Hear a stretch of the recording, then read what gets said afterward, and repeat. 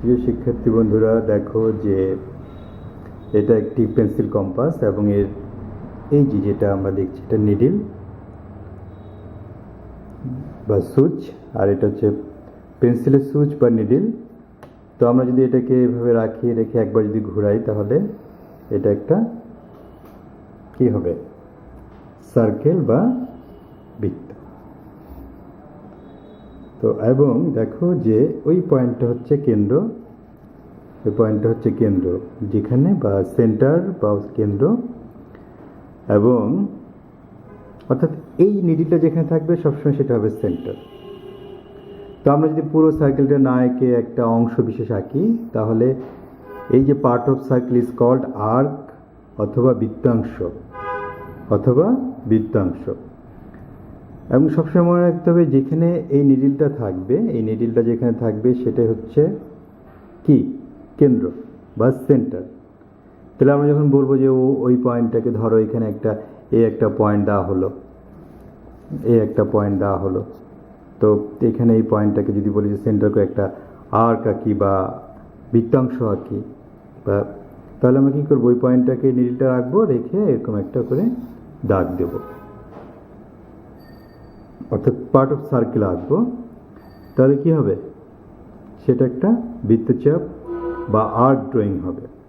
তো এইভাবে আমরা যে কোনো পয়েন্টে, আমরা যদি এখানে আরেকটা পয়েন্ট নেই, একটা লাইন, এই লাইনে যদি যে কোনো পয়েন্ট আমরা নির্ণয় করি, ধরো এটা একটা পয়েন্ট, এটা হচ্ছে পি, এটাকে মনে করো কিউ, এটা মনে করো আর।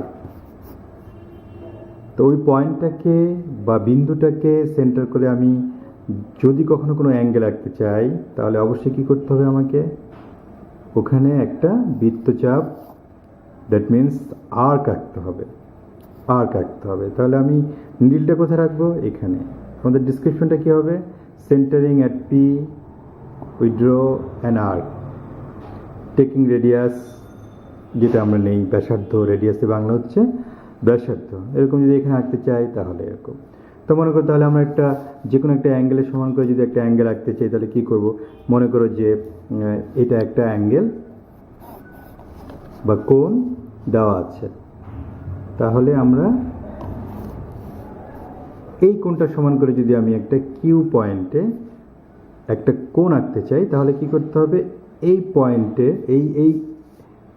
এই কোণের যে আমরা দেখতে পাচ্ছি যে এই কোণটার এই যে শীর্ষ বা ভার্টেক্সে যে কোনো মাপ নিয়ে, আমার ইচ্ছে মতো যে কোনো একটা মাপ নিয়ে আমরা কি করব, একটা বৃত্তচাপ, দ্যাট মিন্স আর্ক আঁকবো। সেই একই ব্যাসার্ধ নিয়ে আমরা এখানে ব্যাসার্ধ বা রেডিয়াস নিয়ে আবার একই মাপ নিয়ে একটা আর্ক আঁকবো।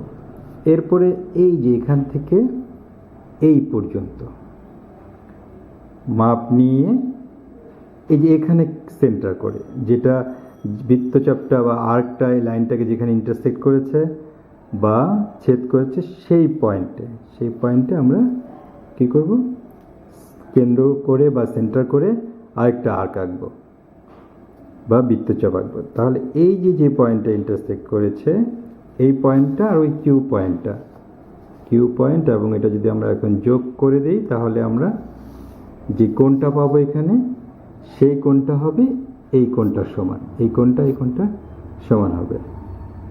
তো আমার মনে হয় যে তোমরা সবাই বুঝতে পেরেছো কিভাবে আমরা একটা কোণের সমান একটা কোণ আঁকবো। I think you are clear that how we'll draw an angle equal to a given angle. এখন দেখো যে আমরা কিভাবে অতি সহজেই একটা সমকোণ অর্থাৎ রাইট অ্যাঙ্গেল ট্রাই আঁকতে পারি। একটা লাইন মনে করো যে এখানে একটা পয়েন্ট, এই পি পয়েন্ট আমি যদি আঁকতে চাই, কিংবা এখানে কিউ পয়েন্ট আঁকতে চাই বা এ পয়েন্ট আঁকতে চাই, কি করব, ইচ্ছে মতো একটা রেডিয়াস বা ব্যাসার্ধ নিয়ে এখানে কি করব, ওই পিকে সেন্টার করে একটা আর্ক আঁকবো যেটা লাইনটাকে অবশ্যই ইন্টারসেক্ট করবে এবং সেটা অর্ধেকের মতো, হাফ সার্কেলের মতো সমান করে আঁকবো। তারপর ওই যে একই মাপ নিয়ে যেই পয়েন্টটায় সে ছেদ করেছে, ইন্টারসেক্ট করেছে লাইনটাকে, ওখান থেকে আরেকটা আর্ক আঁকবো বা বৃত্তচাপ আঁকবো। এবার নতুন আর্কটা বা বৃত্তচাপটা আগের বৃত্তচাপ বা আর্ককে যেখানে ইন্টারসেক্ট করেছে বা ছেদ করেছে সেখানে আবার কেন্দ্র করব। কেন্দ্র করে আমরা আরেকটা আর্ক আঁকবো এবং সেটাকে এই পর্যন্ত নিয়ে আসতে পারি আমরা, অথবা আমরা সামান্য এইটুকু আঁকতে পারি। এই যে দ্বিতীয় যে আর্কটা বা বৃত্তচাপটা প্রথম বৃত্তচাপ বা আর্ককে যে পয়েন্টে ছেদ করেছে ওখানে আবার কেন্দ্র করে ওই একই ব্যাসার্ধ নিয়ে এখান থেকে আরেকটা বৃত্তচাপ বা আর্ক আঁকবো। তো এখন আমরা যেটা করব সেটা হচ্ছে এই যে আমরা এর ফলে যে পয়েন্টটা, যে লাস্টের দুটো বৃত্তচাপ শেষের বৃত্তচাপ দুটো যে পয়েন্টে ইন্টারসেক্ট করেছে সেটা এবং এই পি পয়েন্ট যদি আমরা যোগ করে দেই তাহলে যে কোণটা হবে, এই কোণটা হবে 90 ডিগ্রি বা রাইট অ্যাঙ্গেল বা সমকোণ।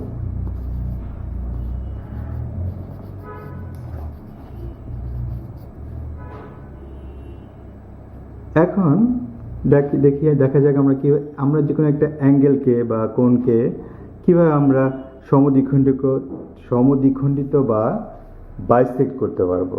লোক ইচ্ছা মতো, আমার ইচ্ছা মতো রেডিয়াস নিয়ে বা ব্যাসার্ধ নিয়ে যে কোনো এখানে একটা এই পয়েন্টে একটা কেন্দ্র করব বা সেন্টার করে একটা আর্ক আঁকবো, আবার এখানে সেন্টার করে আরেকটা আর্ক আঁকবো। একইভাবে দেখো, যদি আমরা সেই আগের ইয়েতে চলে যাই, যেটা একটু আগে গেছিলাম, সেখানেও আমরা ওই একই মাপে নিতে পারি অথবা ভিন্ন মাপও নেওয়া যেতে পারে। এভাবে আঁকবো। এই যে নতুন বৃত্তচাপ দুটো যে পয়েন্টে আমাদেরকে ইন্টারসেক্ট করলো, এই যে পয়েন্টটা ইন্টারসেক্ট করলো সেটা আর ওই কোণের বা অ্যাঙ্গেলের শীর্ষ বা ভার্টেক্স যদি আমরা যোগ করে লাইন টানি তাহলে এখানে এই পাশে সে 45 ডিগ্রি পাবে, এই পাশেও সে 45 ডিগ্রি পাবে, অর্থাৎ সে সমদ্বিখণ্ডিত বা বাইসেক্টেড হলো। একইভাবে যদি আমরা এখন এই জায়গাটায় দেখো, যদি আমরা এই পয়েন্টটায় এখন এটা আর এটা যদি জয়েন করে দেই তাহলে কি হবে, সমদ্বিখণ্ডিত হবে। তখন কোণের এই অংশটা আর এই অংশটা সমান হবে।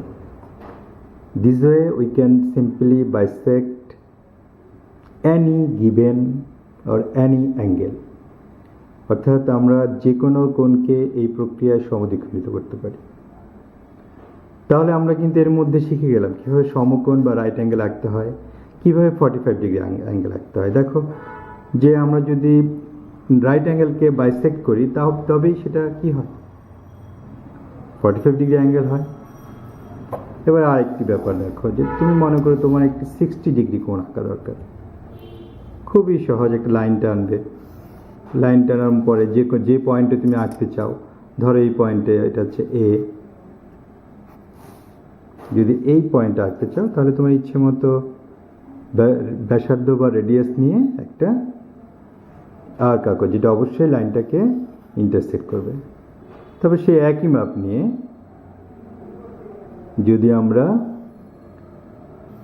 আরেকটা বৃত্তচাপ বা আর্ক আঁকি যেটা প্রথম বৃত্তচাপকে ইন্টারসেক্ট বা ছেদ করবে, এরপরে যদি তুমি এই এ পয়েন্টকে আর এটাকে যদি যোগ করে দাও তাহলে দেখো সেটাই, এই অ্যাঙ্গেলটাই হচ্ছে 60 ডিগ্রি।